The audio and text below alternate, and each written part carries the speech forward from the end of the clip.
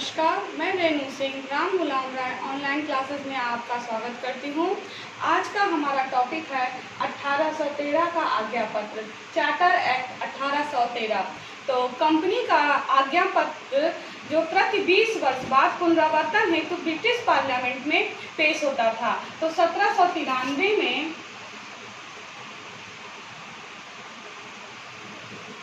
20 वर्ष बाद 1793 में जो है कंपनी में आज्ञा पत्र प्रस्तुत हुआ और पुनरावर्तन हेतु प्रस्तुत हुआ। तब उसके सदस्य जो ब्रिटिश पार्लियामेंट हैं उसके सदस्य रॉबर्ट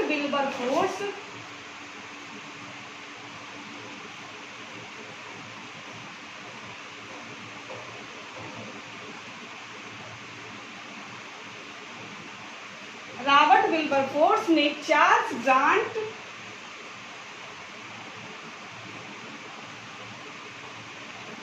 तथा ईसाई मिशनरियों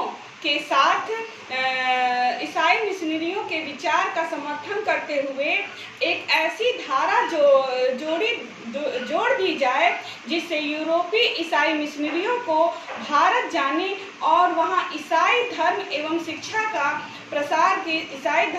शिक्षा की खुली छूट दी जाए।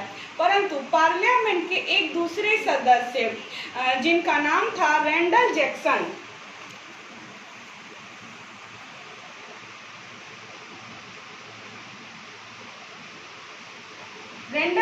ने इन लोगों का विरोध किया और जो ये लोगों ने जो प्रस्ताव कंपनी में आज्ञा पत्र में जो ये प्रस्ताव रखा इसका पूर्ण रूप से खंडन किया और इनके इस प्रस्ताव को नामंजूर करवा दिया। तो कंपनी उस समय जो है इन लोगों के जो प्रस्ताव थे उसको नामंजूर कर दी। परंतु चार्ल्स ग्रांट और जो ईसाई मिशनरी हैं ये निरंतर इस प्रयास में लगे रहे कि उनके ये जो प्रस्ताव थे कि यूरोपीय जो देश हैं ईसाई मिशनरियां भारत में जाएं और वहां धर्म एवं शिक्षा का प्रसार की उन्हें छूट मिल जाए। और ये ऐसे फिर 20 वर्ष बाद 1813 में 1793 के बाद फिर 1813 में कंपनी के आज्ञा पत्र पुनरावर्तन हेतु पुनः एक आज्ञा पत्र प्रस्तुत किया गया।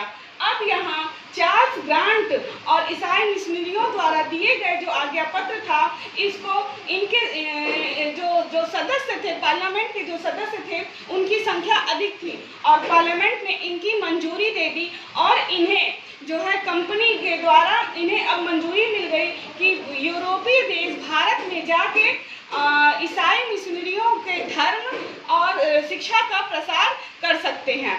तो इस जब ब्रिटिश पार्लियामेंट ने इनकी मंजूरी दे दी तो उसको जो धारा थी धारा 43 को तीन सिफारिशों को माना, जिसमें पहला ये था कि इसमें तीन तक संबंधी धारा जोड़ी गई, जिसमें पहला था ये कि किसी भी यूरोपीय देश की मिशनरियों को भारत में प्रवेश करने और वहां ईसाई धर्म एवं शिक्षा के प्रसार की पूरी छूट दी जाए। और दूसरी बात यह कही गई अब ईस्ट इंडिया कंपनी का यह उत्तरदायित्व होगा कि वह अपने शासित प्रदेशों में शिक्षा की व्यवस्था करे। और तीसरी बात जो थी कि प्रतिवर्ष कम से कम 1 लाख रुपए की धनराशि का प्रयोग साहित्य के रखरखाव एवं विकास तथा भारतीय जो विद्वान उनको प्रोत्साहन और भारत में जो ब्रिटिश जो शासित प्रदेश है उनकी शिक्षा की व्यवस्था और जो है शिक्षा की व्यवस्था और विज्ञान एवं ज्ञान को बढ़ाने के लिए उन्हें 1 लाख रुपए की धनराशि दी जाए। अब यहीं से जो है भारत में जो शिक्षा की व्यवस्था है ब्रिटिश जो कंपनी है उसका संवैधानिक उत्तरदायित्व हो गया। इस आज्ञा पत्र में शिक्षा का स्वरूप और माध्यम के विषय में कोई संकेत नहीं था। मतलब कि जो शिक्षा है वो किस भाषा में दी जाए, वो हिंदी में दी जाए कि संस्कृत में दी जाए कि फारसी में दी जाए कि अंग्रेजी में दी जाए। और जो फिर धारा जो 43 के संबंध में, जो धारा 43 में जो 3 बातें कही गई उसमें भी बहुत बड़ी सबकी अलग अलग मतलब उन लोगों ने उसमें भ्रांति मतलब उसको महसूस की, उनको ठीक से वो बातें स्पष्ट नहीं हुई। तो कंपनी के जो अधिकारी साहित्य और भारतीय विद्वान शब्द को शब्द का भिन्न भिन्न अर्थों में समझ रहे थे। कुछ विद्वान साहित्य से भारतीय साहित्य से ले रहे थे और कुछ विद्वान इसे पाश्चात्य साहित्य से, और भारतीय साहित्य में भी विभिन्न मत थे। कुछ संस्कृत, हिंदी, अरबी, फारसी साहित्य से ले रहे थे और कुछ सभी जो है भारतीय जो सभी भाषाएं हैं उनसे ले रहे थे।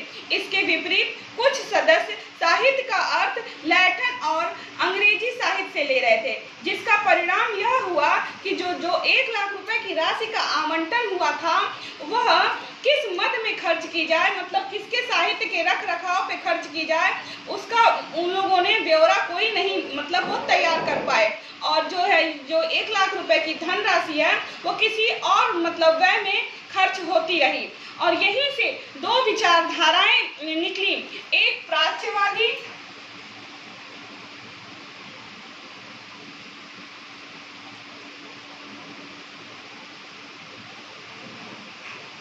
और दूसरी पाश्चात्यवादी।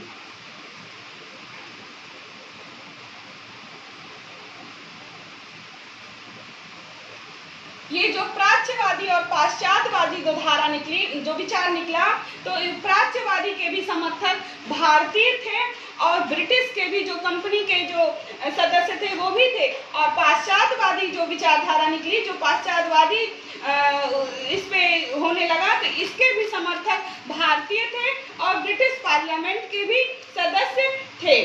तो आइए अब हम जानते हैं कि प्राच्यवादी के समर्थक कौन कौन थे। तो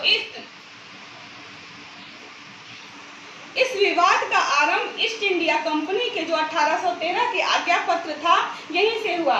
इसमें पहली बात तो यह था कि इस आज्ञा पत्र में यह तो निर्देश दिया गया था कि ब्रिटिश कंपनी शासित क्षेत्रों में शिक्षा की व्यवस्था करना कंपनी का उत्तरदायित्व होगा, परंतु यह स्पष्ट नहीं किया गया कि शिक्षा का स्वरूप क्या होगा।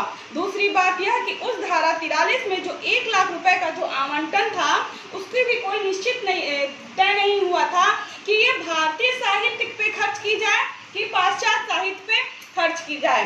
तो अब आइए हम जानते हैं कि प्राच्यवादी विचारधारा के कौन कौन समर्थक थे। इस वर्ग में अधिकतर जो है कंपनी के वरिष्ठ अधिकारी एवं अनुभवी अधिकारी थे, जो 1813 के आज्ञा पत्र के साहित्य शब्द से अर्थ भारतीय साहित्यों से लेते थे और भारतीय विद्वान से अर्थ भारतीय साहित्यों के विद्वान से लेते थे।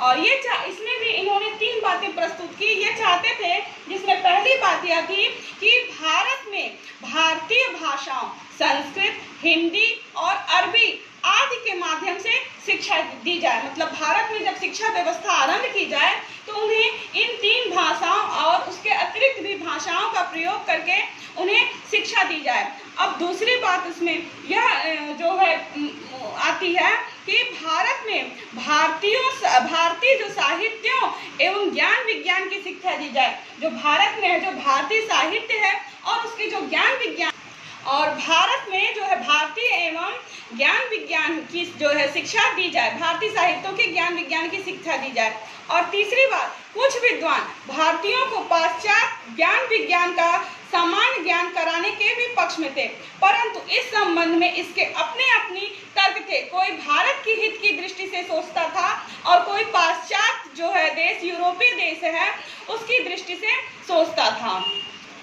भारत के हित की दृष्टि से सोचने वालों के अपने तर्क थे और भारत की अपनी संस्कृति है, उस संस्कृति की रक्षा के लिए उसकी भाषा और साहित्य की शिक्षा देना आवश्यक है। और ब्रिटेन की हित की दृष्टि से सोचने वालों के अपने तर्क थे।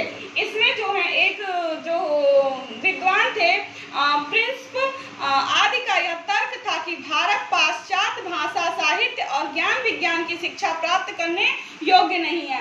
और जो दूसरे जो विद्वान थे, विल्सन आदि का तर्क था कि भारत में पाश्चात्य ज्ञान विज्ञान की शिक्षा देने से भारत में अंग्रेजों का विरोध हो सकता है। तो इन दोनों लोगों ने ये अपने अपने तर्क प्रस्तुत किए और कुछ का यह तर्क था कि पाश्चात्य भाषा, साहित्य और ज्ञान विज्ञान का ज्ञान प्राप्त कराकर भारतीय उनके जो यूरोपीय जो देश के लोग हैं उनके समकक्ष हो जाएंगे। और फिर कुछ का यह तर्क था कि भारतीय पाश्चात्य भाषा, साहित्य और ज्ञान विज्ञान का ज्ञान प्राप्त जब कर लेंगे तो भारत में ब्रिटेन की जो शासन है इसको उखाड़ फेंकेंगे। और जो दूसरा ये विचारधारा था, जो भी पाश्चात्यवादी थे, तो इस वर्ग में जो है अधिकतर जो है अधिकारी जो है वो अधिकतर जो अधिकारी युवा थे। और ये 1813 आज्ञा पत्र के जो साहित्य एवं भारतीय साहित्य और पाश्चात्य साहित्य जो था, इसमें ये पाश्चात्य साहित्य से ले रहे थे और भारतीय विद्वान का अर्थ पाश्चात्य साहित्य से विद्वानों से ले रहे थे। इसमें भी कुछ जो है तर्क प्रस्तुत हुए, जिसमें इन्होंने ये कहा, पाश्चात्य साहित्य का समर्थन करते हुए कहा कि जो शिक्षा का माध्यम है वो अंग्रेजी होना चाहिए। और इसी में दूसरा तर्क राजा राम मोहन राय ने यह प्रस्तुत किया कि यदि भारतीय जो है अगर अंग्रेजी शिक्षा का ज्ञान प्राप्त कर लेंगे तो जो है उनकी उन्नति होगी। यह तो भारतीय जो थे वो पाश्चात्यवादी के समर्थक थे। अब आइए हम जानते हैं जो ब्रिटेन के लोग थे उसमें जो है पाश्चात्यवादी के समर्थक क्यों लोग थे। तो वो यह समर्थन करते थे कि भारत में पश्चिमी संस्कृति का विकास किया जाएगा। और दूसरी बात यह थी कि कंपनी के व्यापार और शासन कार्य के लिए अंग्रेजी पढ़े लिखे कर्मचारियों को तैयार किया जा सकेगा। मतलब कि अगर जो शिक्षा का माध्यम यदि अंग्रेजी कर दिया जाएगा तो जो कर्मचारी वर्ग हैं अंग्रेजी वो जान जाएंगे और जिससे व्यापार करने में उन्हें सुविधा होगी। और तीसरी बात यह आई कि भारत में अंग्रेज परस्त लोग तैयार किए जाएंगे जो जन्म से भारतीय होंगे परंतु विचारों से वह अंग्रेजी होंगे। और चौथी बात यह आई कि भारत में ब्रिटिश शासन का जो जड़ें हैं वो मजबूत होंगी। तो ये था कि मतलब प्राच्यवादी और पाश्चात्यवादी जो समर्थक थे कौन कौन थे। ये एक बहुत बड़ा विवाद हुआ जो 1813 में जो आज्ञा पत्र आया और जो उसमें 1 लाख रुपए का आवंटन जो उसमें हुआ कि वो किसके मद में खर्च की जाए।